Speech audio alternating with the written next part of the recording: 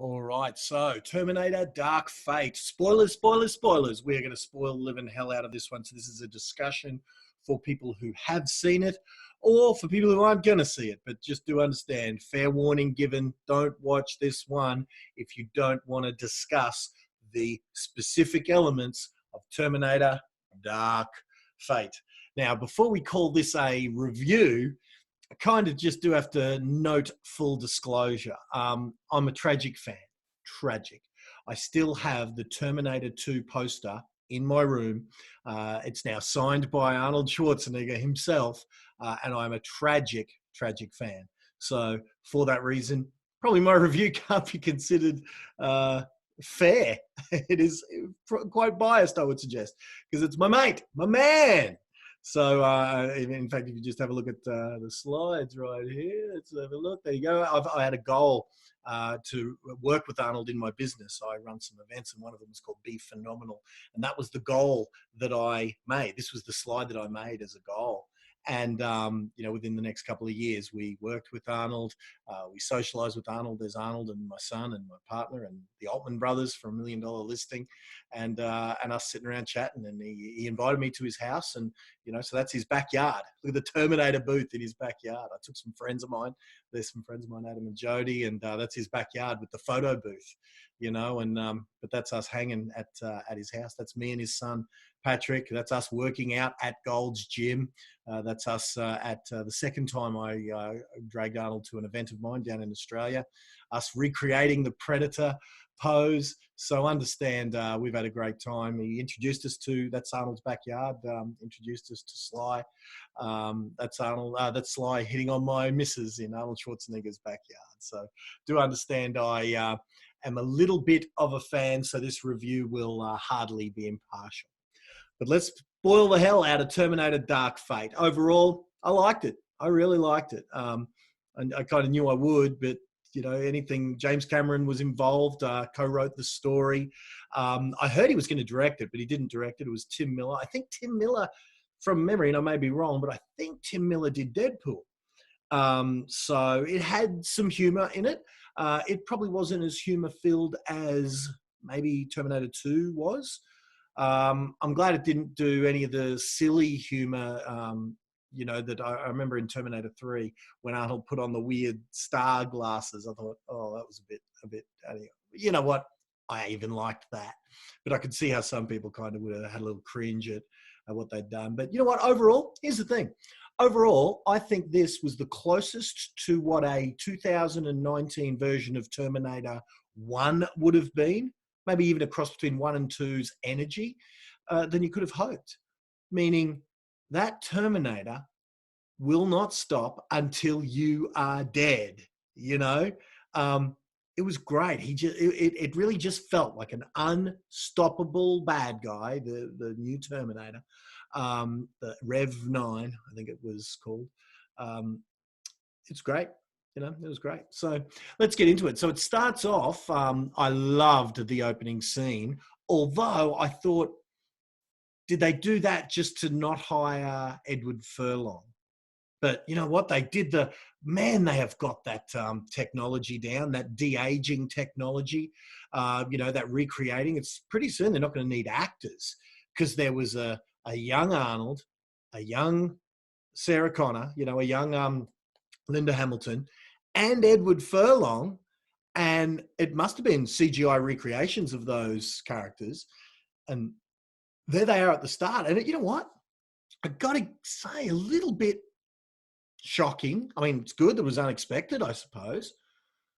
But Arnold comes out, a T101, Cyberdyne Systems model T101 or whatever, the T800 or whatever they call Arnold's traditional model, comes up like in a scene from, it looked like a scene from Cocktail, like in a tropical Hawaiian paradise. Arnold comes and kills John Connor.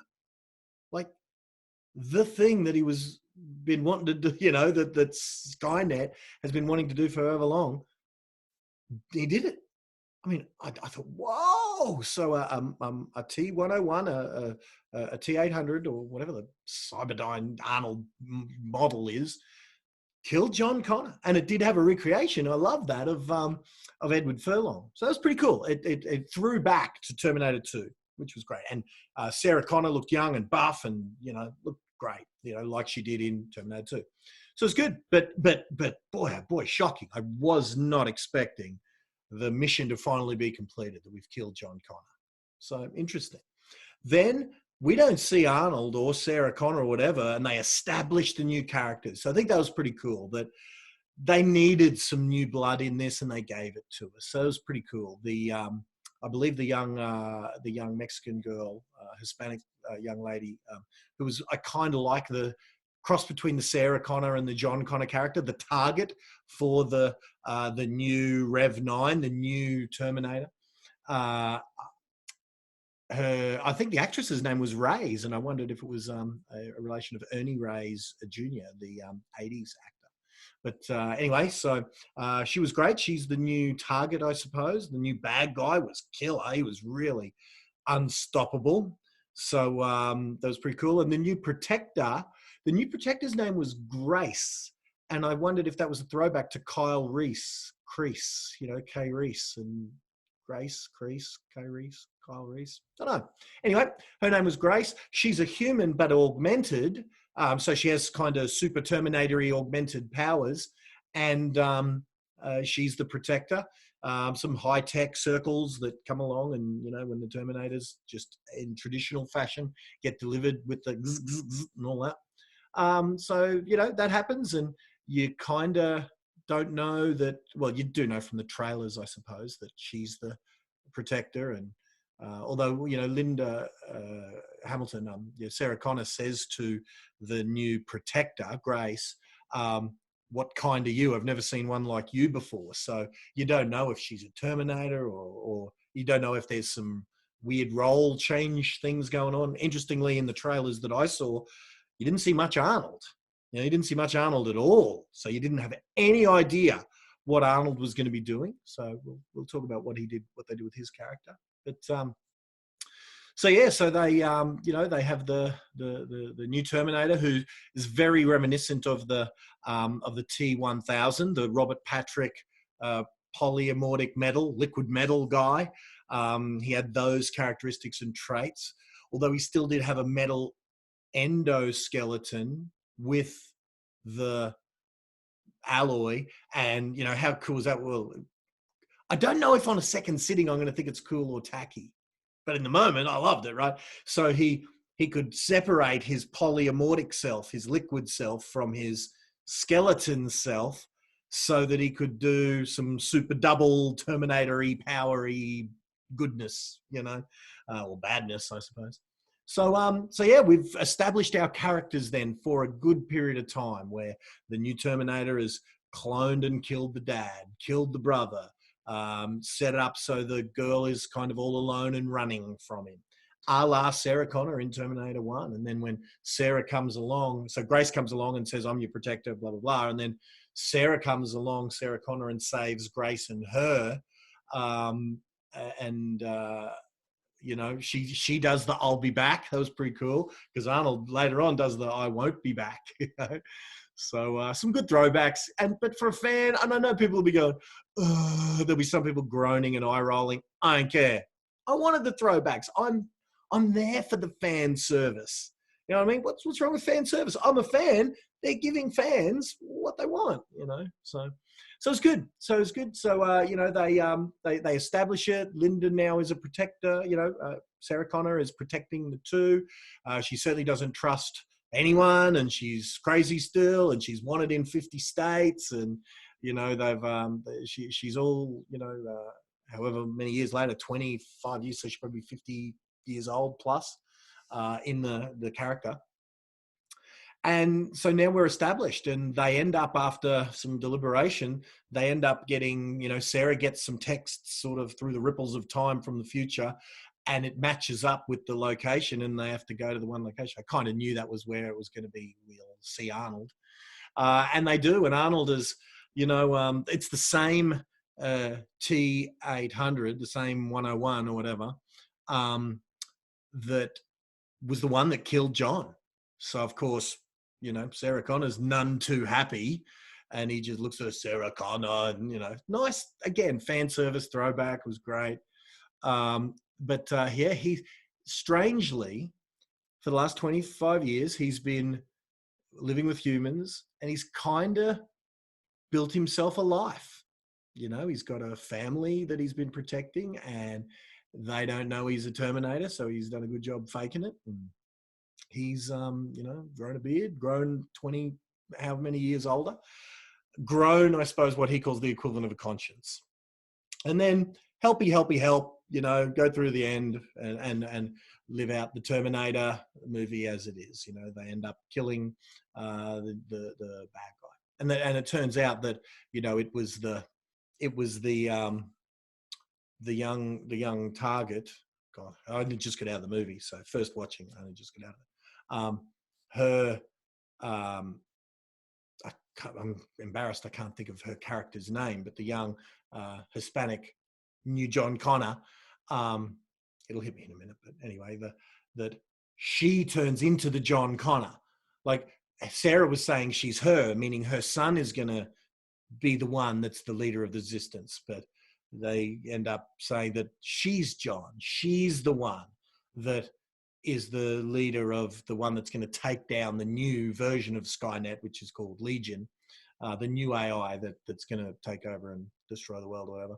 So she's the one that, and she sends back Grace to help her, so, what I liked about that is, and I've got to have another look at it, I really do, but I liked how in Terminator 1, John sends back Kyle Reese to send him back in time, and he ends up fathering himself, kind of thing. Like John sends back Kreese, so hence the John sending back of Kreese. And even John in Terminator 2 says it kind of messes with your head, I liked how there was that loop there.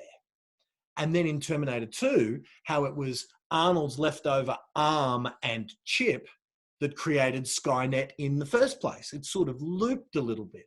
So once again, this loop is the main character saves Grace as a little girl, grows up and sort of raises Grace, then sends her back to save her. So again, once again, it sort of is a bit loopy. And time travel, it kind of obeys the rules as we might have seen in some other, it creates an alternate timeline because Skynet never existed to send back the Arnold character, but the Arnold character didn't fade away. So it didn't sort of follow the Back to the Future rules because the future got changed, but Arnold was still there. He didn't fade away. So what that means is Arnold was, I suppose, what they'd call in the Avengers movie, a time remnant, meaning he was from a future that never ended up being. And, it was interesting how they kind of did that. So anyway, as far as it goes, best Terminator movie since, well, you know what? I liked Genesis. So I don't know. But certainly, I thought it was better than 3 and 4, 3 and Salvation. And any critique? Nah, you know what? It's my man. It was just great to see my man back in the red eye, back in the suit, back kicking butt. I think Judgment Day can still happen because they killed the 2 Terminators, but they were still sitting there with much of their technology exposed. So they certainly didn't solve anything that, they didn't burn the chip and burn the arm like they did in Terminator 2. But it was nice. If that was the last one, it was good. You know what? I just like the fact that they got the gang back together and made us a movie, and is it a fitting sequel to Terminator 2? Here's where I hate myself for saying it. I got to say no, because nothing could ever be. Terminator 2 was one of the all-time greatest movies of all time. It was James Cameron and Arnold at the height of their powers, at the height of the investment, at the height of pushing technology to its furthest capabilities. It was a sequel to a movie that was a bit of a sleeper hit, and then it burst onto the scene. So I would say they can't live up to that. How could they? It can't be done. So if anything, if they had to go back to the well, would I rather they've made the movie than left that piece of cinematic history to stand alone. I'd say, no, tell me another story about the characters I like. Fine, happy for it. But, does it surpass what's gone before it? No way. Was it enjoyable and a nice romp? Yeah, it was great to see the characters that you knew 20 years ago and revisit them. It was excellent. I was lost for my 2 hours back in my childhood, I suppose. Because Terminator 2 came out in 1992. I was a couple of years out of high school, and it was one of my all-time favorites. So, it was great to revisit. It was great to see even a little throwback to Edward Furlong, who I heard the actor himself hasn't. Again, I don't know anything from anything, but I've heard the rumors are that he didn't exactly go on to bigger and greater and amazing things as a result of him being plucked out of obscurity for Terminator 2. And so it was great to see him even digitally recreated, or however they did that Edward Furlong, John Connor scene. But boy, when they popped him off, it's crazy, huh? Anyway, there's the Terminator Dark Fate review. Did I like it? Absolutely. Go see it. If you love Terminator 2, go see it. Revisit some old friends. I'm going to watch it again and see if there are some action nuances and some other things that are comment worthy. But it was great action, great excitement, great storytelling, some funny bits, a few laugh out loud comedic bits where the theatre definitely got its laugh out loud moments. So I had a good time. All right. See you on the next new release, gang. Bye for now.